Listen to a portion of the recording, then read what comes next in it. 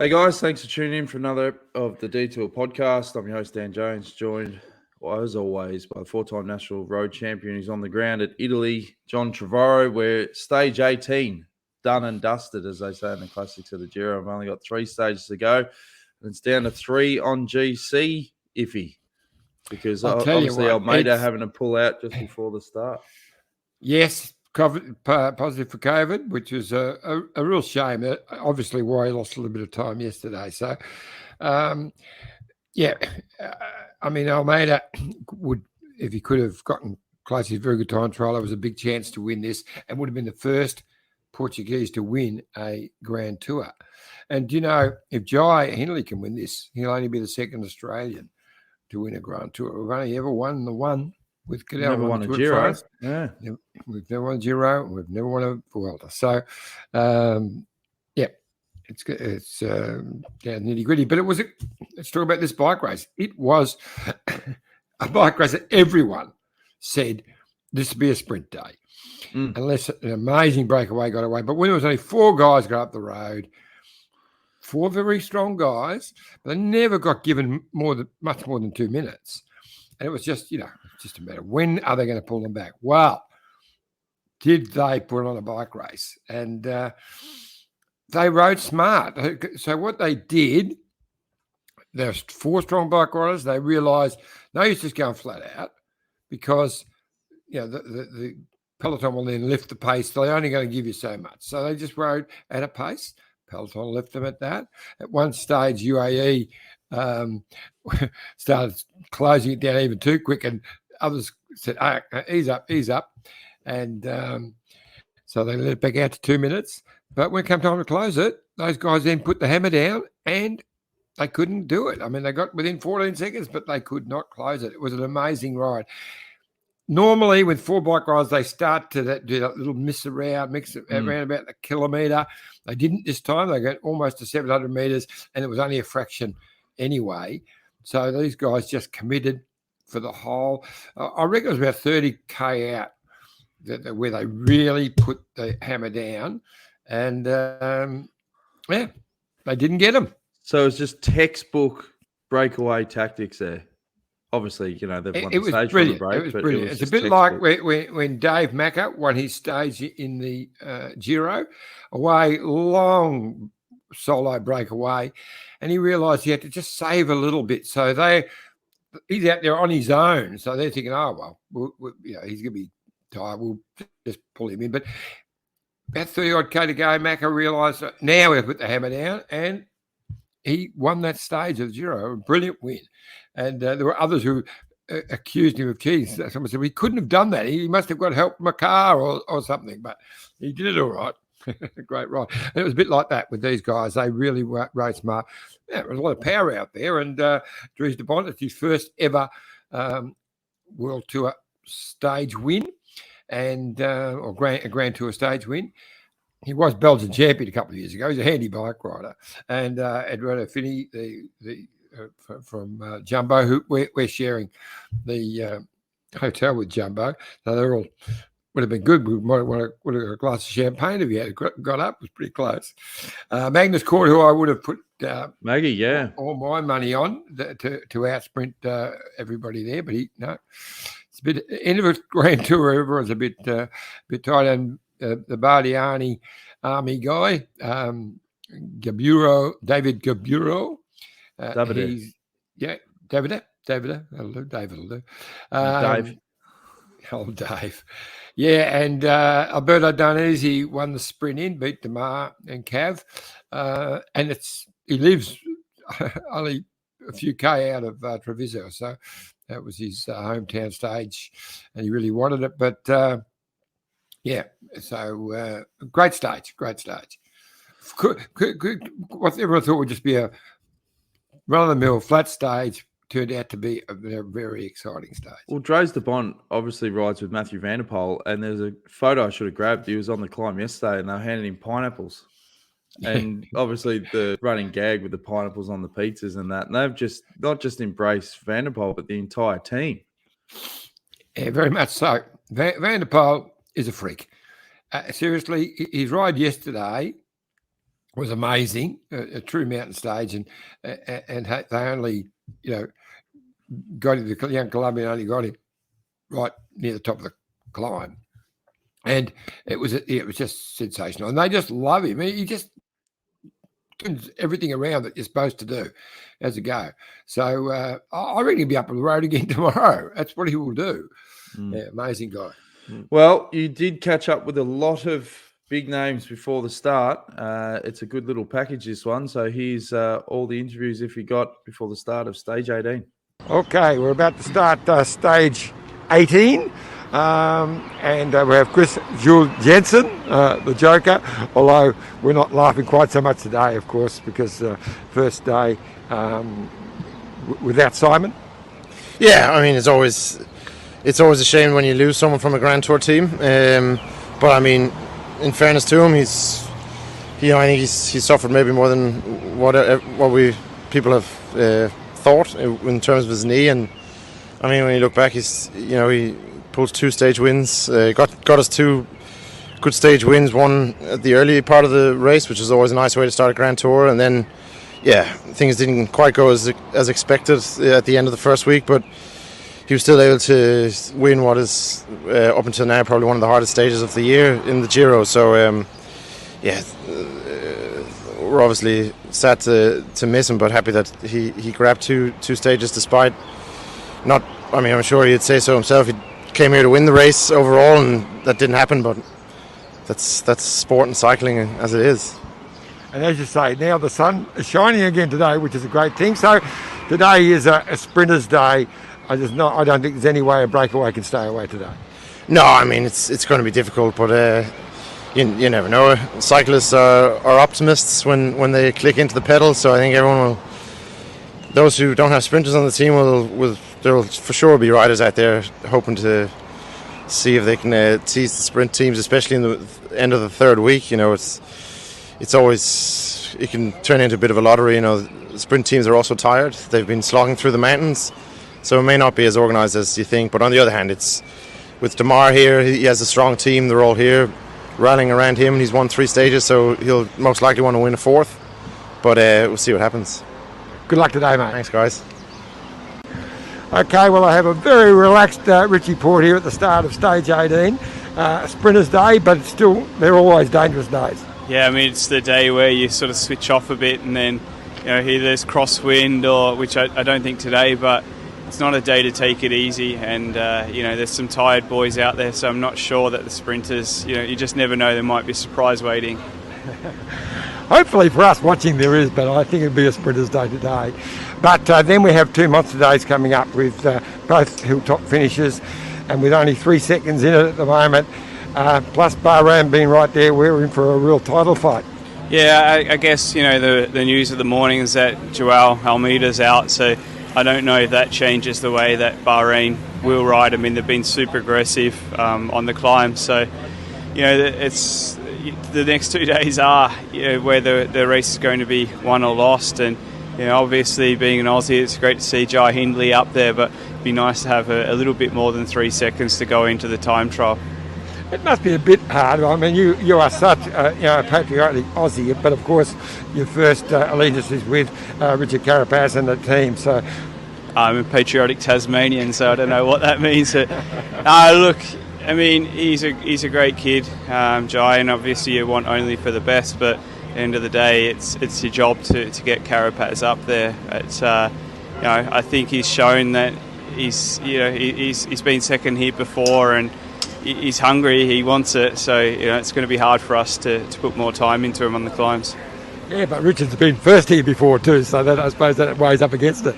Yeah, I guess. I mean, Richard is a fighter, and he'll go down swinging either way. So it must be pretty special for you because a lot of things started for you with the Giro, where you had a pink jersey many years ago, and here it is, your final one. So it must be pretty special as well. Yeah, it is pretty special. With the role that I have is to get Richard as far up the climb as I can, and then just be able to switch off and soak it up. The atmosphere is absolutely fantastic, and it's just nice to be able to enjoy that.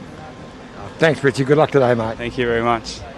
So, Luke, The sprinters have been waiting a while for this. They haven't had many opportunities, but a big day for Alberta today.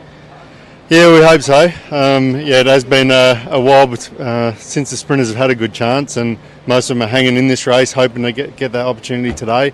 For Alberto Donasi, it's a nice opportunity for him. It's also finishing very close to his home here. So he's very motivated for it. He's been looking forward to this one, and we hope we can keep it together for a sprint today and set him up there for a good result. I think you'll have a little bit of help from the other sprinters teams, from FDJ and Quickstep as well. Yeah, I mean, these guys have suffered through the race for a reason. Damari has that points jersey there. He wants to take to the finish.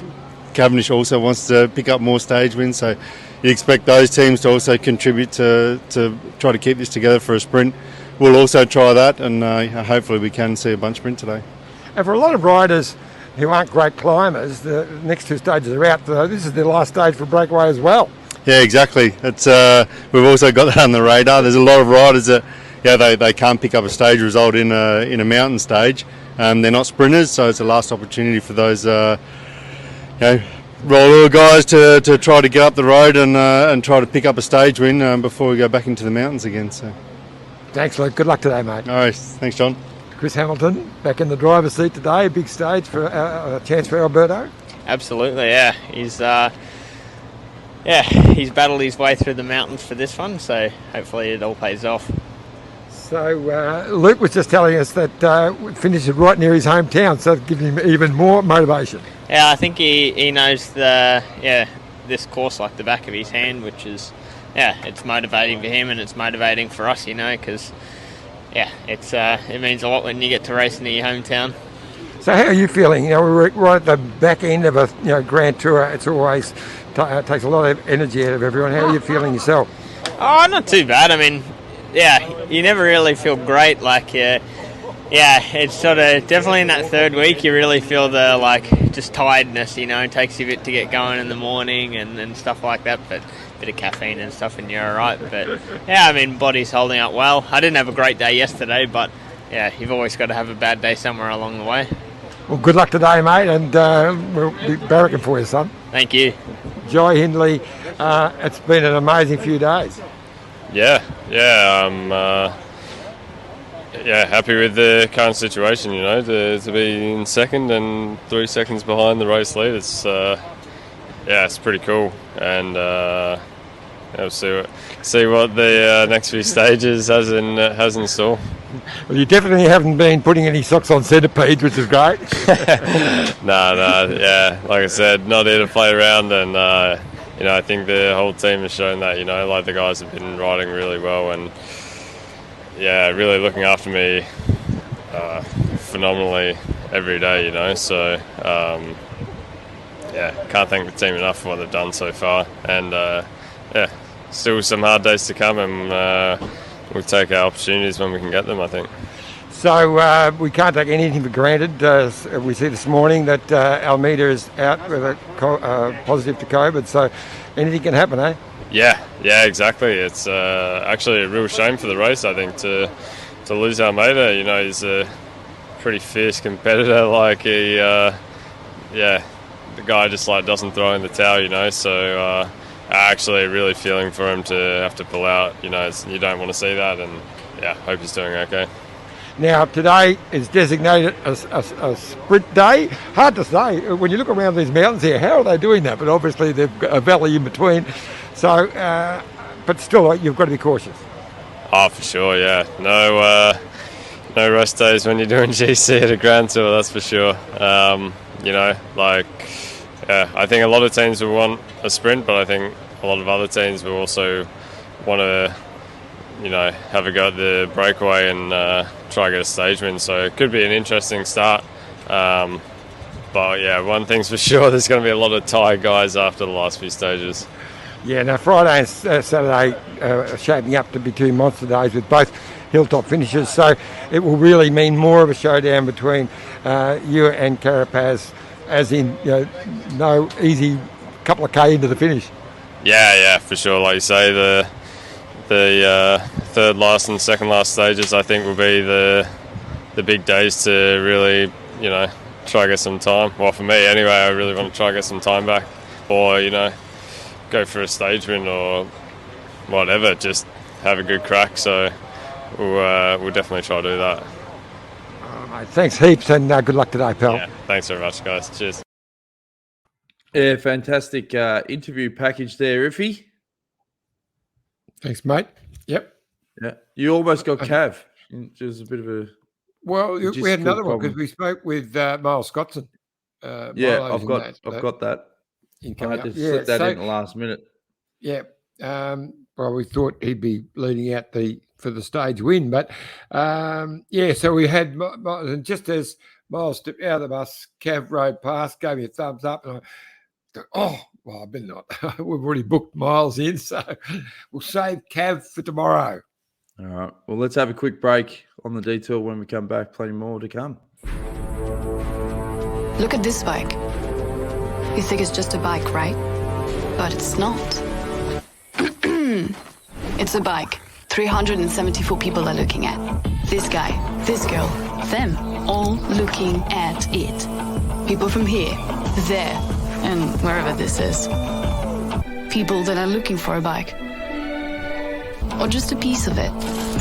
Amateurs, semi-amateurs, and pro-amateurs. This guy wants this bike, but with this crank and these bars. This could be the perfect match. But not this one. This girl has a bike to sell, and thousands of people might purchase it. Eyes on Bikes help grow small businesses.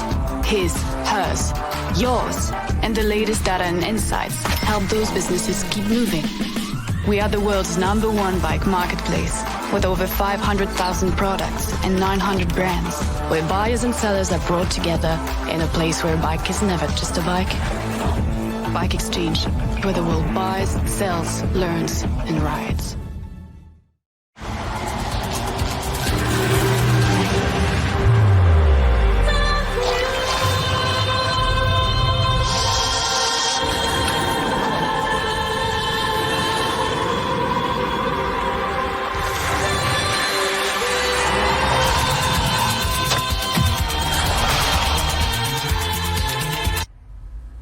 Feel more in every moment. The all-new Lexus NX.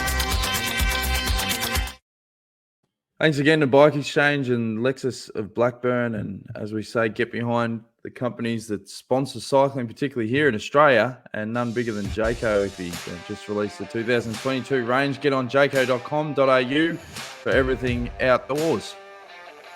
Yes, with 45 years of experience and history, it's great value for money. Jayco RV and Caravans designed and built to give you years of enjoyment.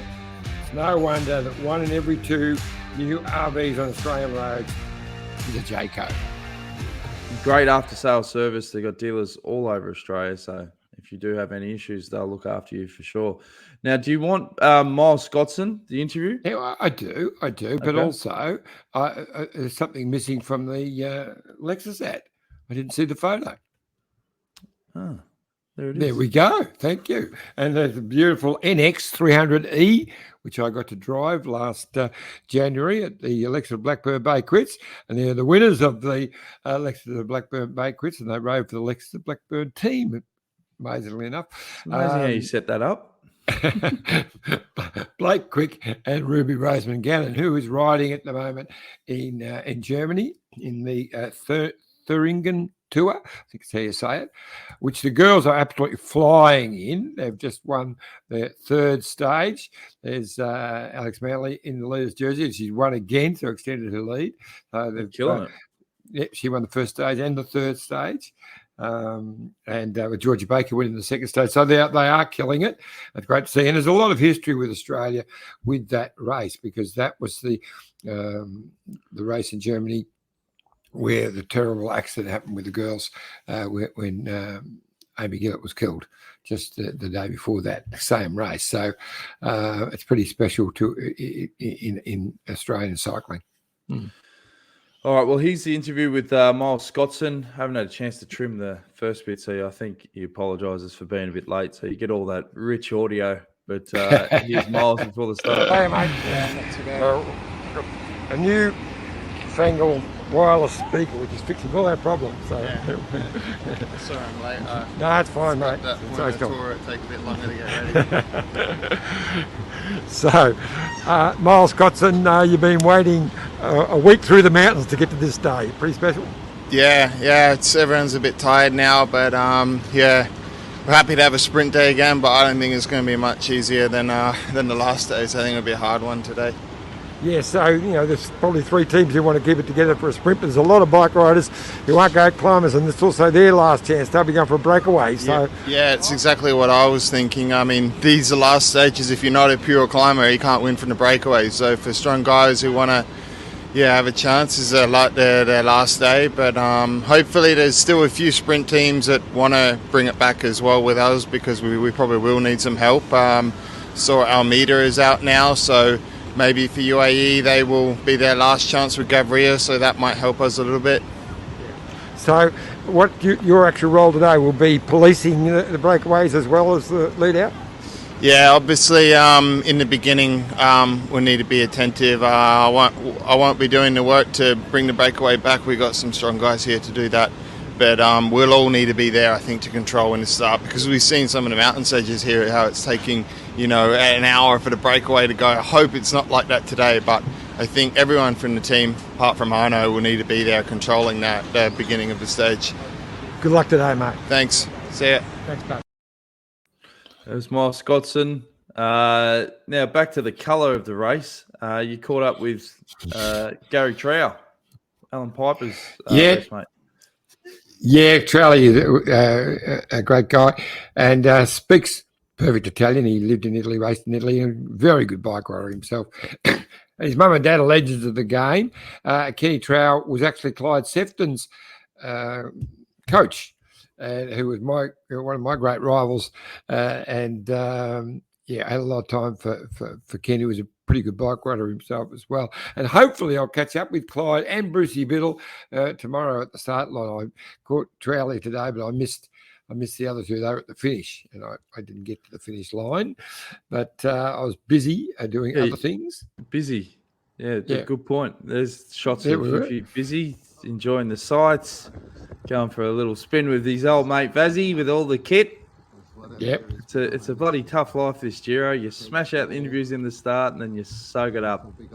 Well, normally we're out doing a bottled feed and all of that, but we didn't have to do one today, so we got out of that. But tomorrow we don't. We've got a big day. I'll be lucky to get back to do the damn podcast. We've got a bottle feed and then nearly a 2-hour drive back to this. We're at the same hotel.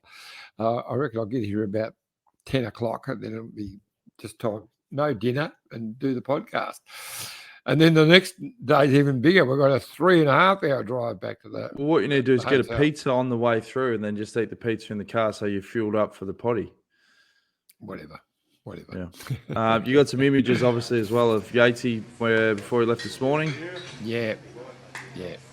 Pretty sad. Yeah. Oh, well, he still won 2 stages. Obviously, we've talked about this a fair bit now. Vazzy there. Yeah. Yep. Did Vazzy get one of the business shirts as well? Yeah, I got one of those. I just haven't been wearing it. Yeah, we both got one of those. Fully decked out. Yeah, and the food looks amazing too. If he, I wasn't into that one so much. I had a little bit of it, but that was what was it? Some entree thing. I don't know. And then a bit sloppy, the mates. Yeah, actually, it wasn't bad. The veal. Actually wasn't bad, but it looked a bit rough. The house wine. Sometimes you can be surprised with the house wine, and today was one of those surprises. It was the worst house wine I've ever. I could not drink it. Luckily, Matteo Sombrero, whose family have a winery, saved the day, and they brought out some. He gave us some more wine. So. Become a snob because you're so used to the Mitchelton print. Stage 19, iffy. This looks pretty nasty. I mean, stage 20 is obviously harder, but this is going to be really difficult. You've got a Cat 3, 74.9 Ks in. Then you've got another Cat 3, 20 Ks later. And then you've got the Cat 1, 136 Ks in. And then you've got a nasty sort of little pinch Cat 2 at the end of 178 Ks. If you look at after that S, which is for those who are not watching, they won't be able to know what I'm talking about, but At about 55k. Yeah. No, the last S near the finish. 168k. So Yeah. 10k before the finish. It climbs up. There's a little bump. We're doing the feed on that little bump. And, that's going to be a really exciting place. What's special about the next 2 days is that they're both, summit finishes. So whereas, this 3 seconds between Carapaz with the lead that he has over Jai, that there will be a time gap between them over the next 2 days. One will be attacking the other, and Landa, Bahrain have shown they're prepared to get in and have an attack as well. So fireworks, it's going to be a great stage. Well, Landa, this would be working perfect because the focus is obviously on Carapaz and Hindley, and he's been able to fly under the radar a bit this entire Giro. I mean, people are obviously talking about him because he's up there at the pointy end, but a lot of the attention has been on the top 2. Yep, at least third. He's up minute 5 down. It's interesting, the time gaps. Nibbli's moved up to 4th now. Oh, sorry, this is the GC. But at 5 minutes 48. So, and look at 10th, Hugh Carthy's 10th, 17 minutes. So those gaps are enormous, but 3 seconds between first and second. That's the closest since 1960 something, 53, I think they said. With only a couple of days to go, it's the closest since the early 60s. So we're in for a battle royal. These next 2 days are going to be something else. Yep. Who's your predictions for stage 19, Iffy? I'm going to go with Jai. Yeah? Yep. We're all chips in. All chips in. All chips in for the Aussie. Yep. It's going to be a wonderful stage. All right. And I'll tell you now, there'll be a break, and Van der Poel will be in the break. Okay. YouTube.com/Detour Podcast. Thanks for all your support, guys. Like, share, subscribe, and 6:30 a.m. Australian Eastern Standard Time for the rest of the Giro. Got the kids this weekend, so we've got to adjust it a little bit because I'll still be in bed. The fact that I miss out on dessert doesn't even worry you at all. No, you miss out on dessert if we go at 7 anyway. You just miss out on mains as well now. No, anyway, it's all good. All right. Thanks, guys. We'll see you again tomorrow. And go Jai. I meant photo. Yeah, what? Are we going? We're still there. Still on. Well, you cut me off last night because you couldn't hear me, and you didn't get the gist of what I was trying to show you. Vazzy has sent you through the 2 photos. Oh, the one of the toilet and the bathroom. But there's the glass wall from laying in his bed. You're looking at. You never quite got what we're talking about yesterday. Oh, is that what you held me up for? Hang on. Yes. I think I've got the photos. Yeah. Here we go. 2 photos. One sitting on the loo, and one in the shower. There's one in the shower there. Yeah, there's Vazzy's bed, and there's me in the shower. Now, okay, we stage that. That's me contemplating the world. But why would they do that? Why would they put a glass wall in there with 2 single beds? It's not like it's the honeymoon suite or anything. Yeah, that is weird. It's weird. No way of blocking anyway. All right. Now, that, John. Now I can wrap it up. Okay, guys, we'll see you tomorrow. Cheers. This is the winning ride of the Tour de France.